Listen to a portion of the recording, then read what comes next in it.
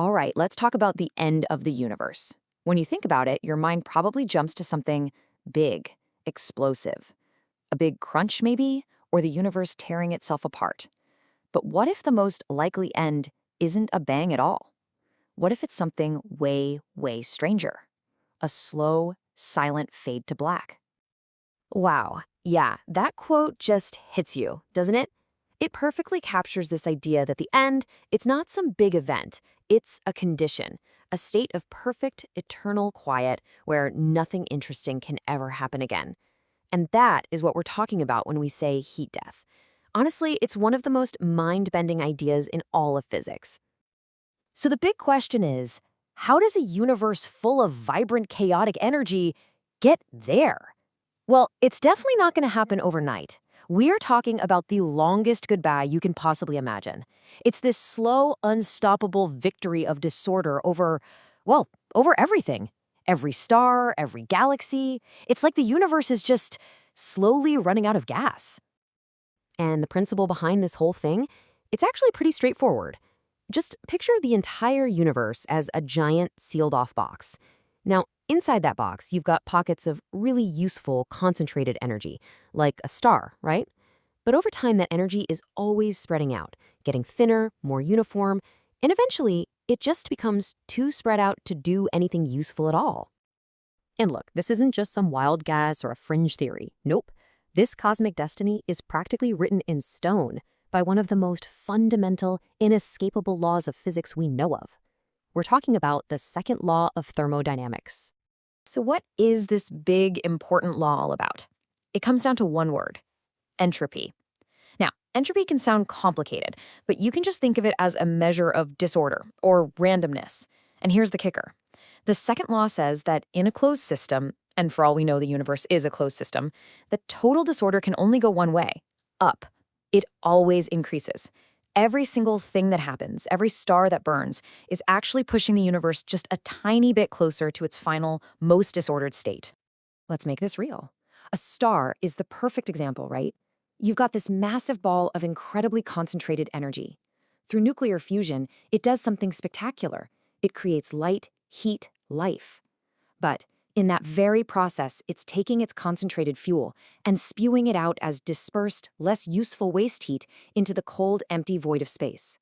So you see, every star is like this beautiful, temporary fight against disorder. But in the long run, entropy always, always wins. Okay, so now that we've got the why, let's get to the when. We're going to walk through the future history of the universe. And I've got to warn you, the timescales we're about to dive into are so mind-bogglingly huge, they make the 13.8 billion years the universe has already been around look like the blink of an eye. So before we even start the clock, I just want you to wrap your head around this number: a googol. That's a 1 with 100 zeros after it. I mean, that's a number bigger than all the atoms in the known universe. It's basically incomprehensible, but try to keep that scale in your head because we're going to need it. All right, here we go. The final act of the cosmos. First up, about 100 trillion years from now, the age of stars, the stelliferous era. It's over. The very last, tiny red dwarf stars will finally burn out, and the galaxies will go dark. Then, things get even weirder. On timescales that are just impossible to imagine, matter itself begins to fall apart. Protons, the very things that make up you and me and everything else, they're expected to just decay. Everything solid will dissolve into a thin soup of radiation.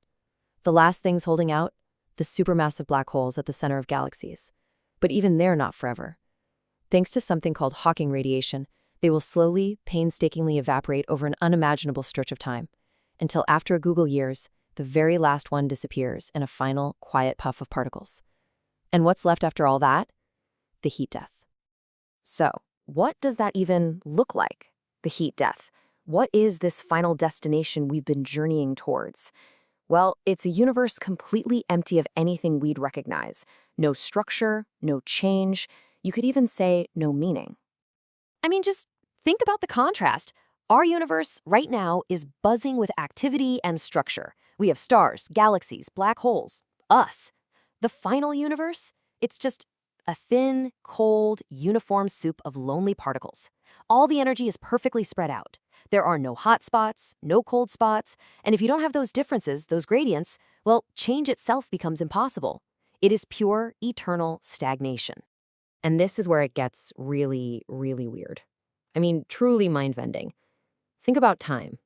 Why does it only seem to go forward? The only reason we can tell past from future is because entropy is always increasing.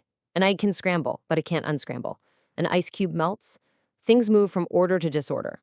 That's the arrow of time. But what happens when you reach maximum disorder? When there's no more order left to lose? The arrow, it has nowhere left to point. In a very, very real way, time itself kind of stops. Okay, I know. That all sounds incredibly depressing, right? A cold, dark, empty end. So let's shift gears. Let's move away from the physics of what happens and talk about the so what. What could this possibly mean for us, living our lives right here, right now? And this is where the story takes a really beautiful turn. Because this is the question, isn't it? This is what we're all thinking. If every star, every civilization, every piece of art, every memory, if it's all just going to fade away into nothing, then what's the point of any of it? Well, the answer is this incredible, beautiful paradox. It turns out the very same law of physics that guarantees the universe's doom is also the only reason we're here to talk about it in the first place.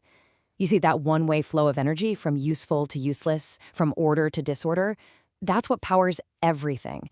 It's what allows stars to shine. It's what allows planets to form. It's what allows life in all its complexity to evolve.